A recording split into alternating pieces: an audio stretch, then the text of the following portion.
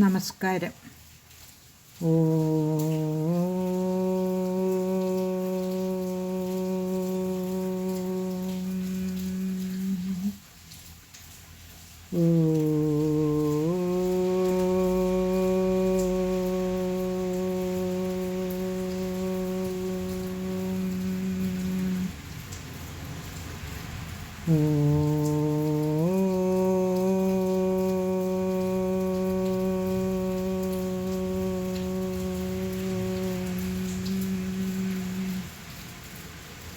ശ്രീമദ് വാൽമീകി രാമായണം ധ്യാന ശ്ലോകങ്ങൾ.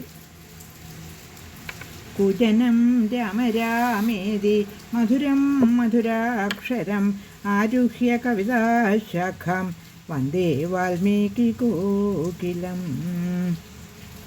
രമായ രാമഭദ്രായ രാമചന്ദ്രായ വേധസേ രഘുനാഥായ നാഥായ സീതായ പതേ നമഃ. മനോജവം മാരുതതുല്യവേഗം ജിതേന്ദ്രിയം ബുദ്ധിമതാം വരിഷ്ടം പാദാത്മജം വാനരയൂഥമുഖ്യം ശ്രീരാമദൂതം ശരണം പ്രപദ്യേ.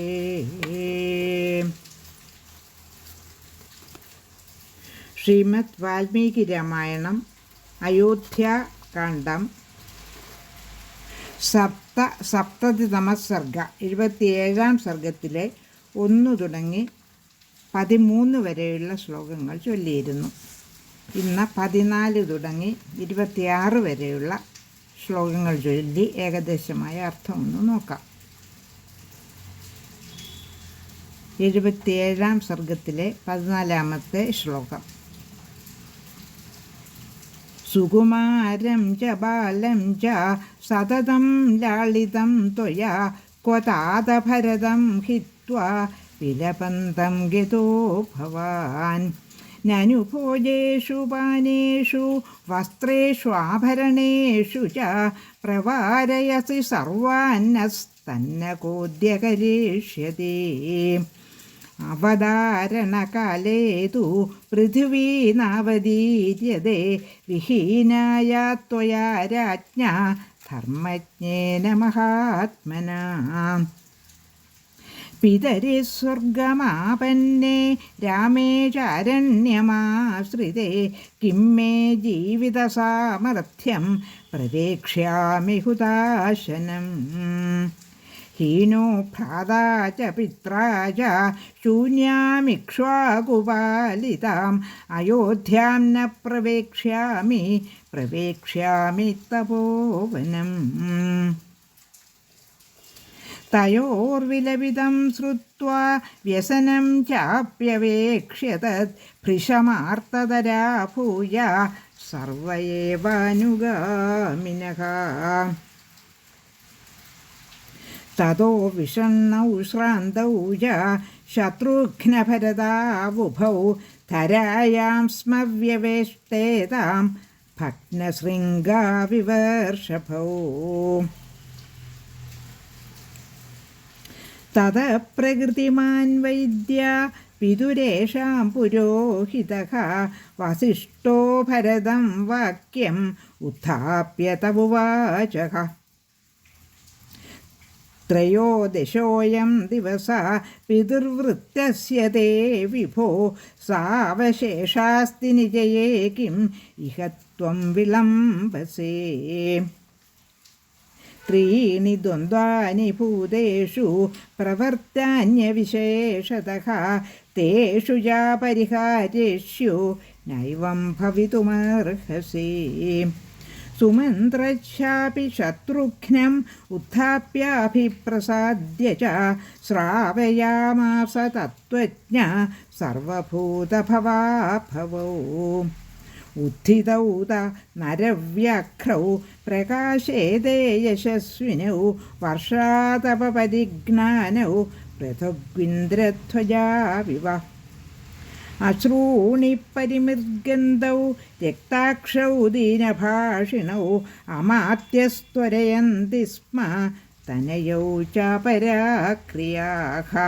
26-ാമത്തെ ശ്ലോകം 27-ാം സർഗത്തിലെ അവസാനത്തെ ശ്ലോകമാണ്. ഇനി ഓരോ ശ്ലോകത്തിൻ്റെയും അർത്ഥം ഒന്ന് നോക്കാം.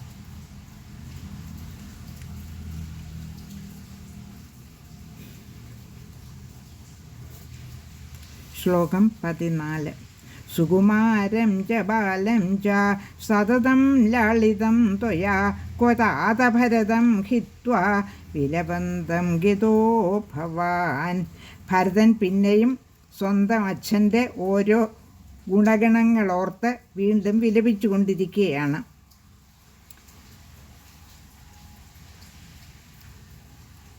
ശ്ലോകം 14ൻ്റെ അർത്ഥം: അങ്ങ് എല്ലായ്പ്പോഴും ലാളിച്ചു പോന്ന സുകുമാരനും ബാലനുമായ ഈ വിലപിക്കുന്ന ഭരതനെ ഉപേക്ഷിച്ച് അങ്ങ് എങ്ങോട്ടു പോയി?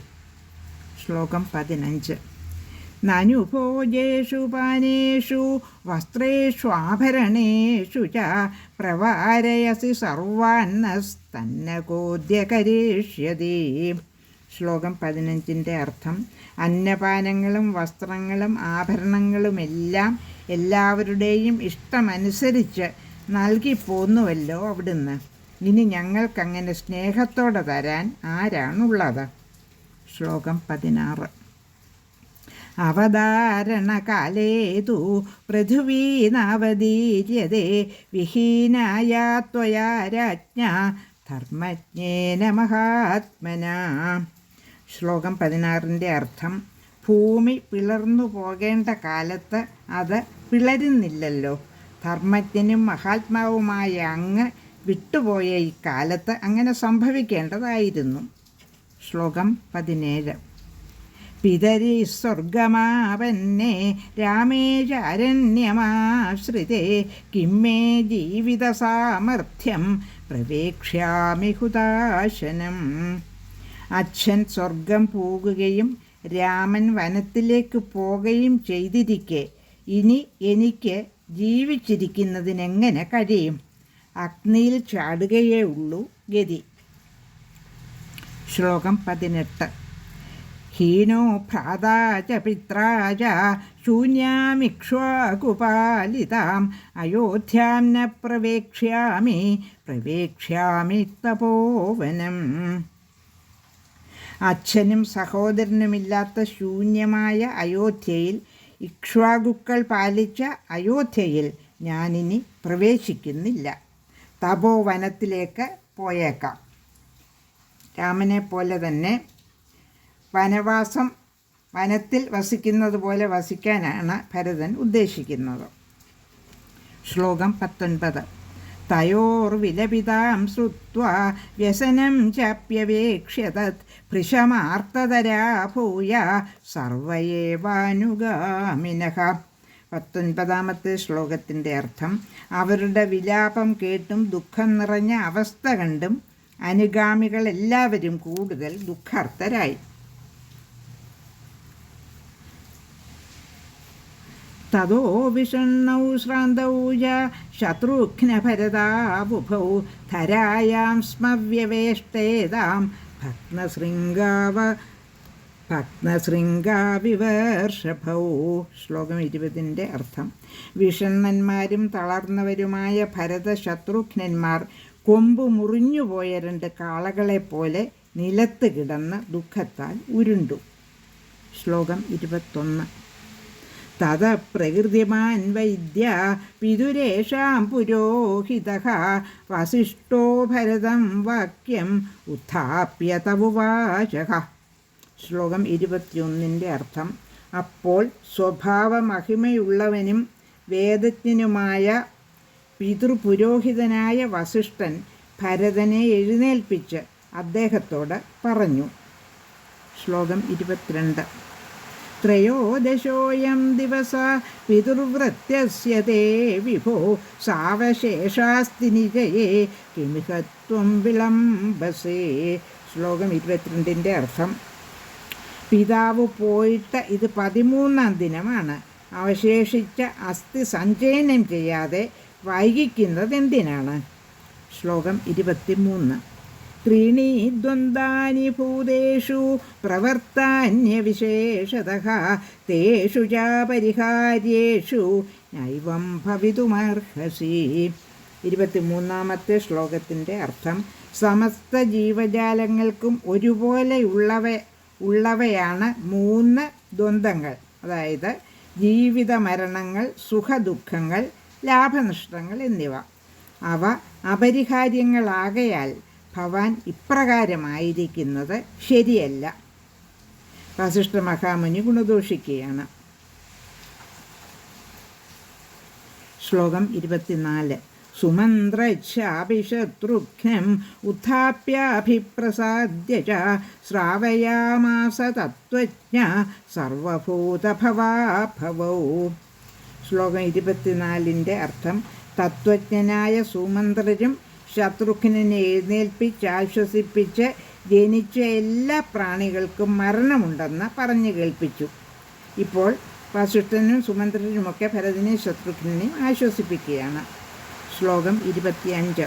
ഉത്ഥിതൗ തൗ നരവ്യാഘ്രൗ പ്രകാശേതേ യശസ്വിനൗ വർഷാദപരിഗ്ലാനൗ പൃഥഗ്വിന്ദ്രധ്വജാവിവ.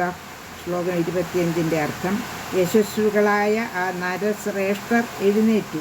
മഴയും വെയിലും കൊണ്ട് പരിക്ലിന്നങ്ങളായ വേറെ വേറെയുള്ള 2 ഇന്ദ്രധ്വജങ്ങൾ പോലെ കാണപ്പെട്ടു.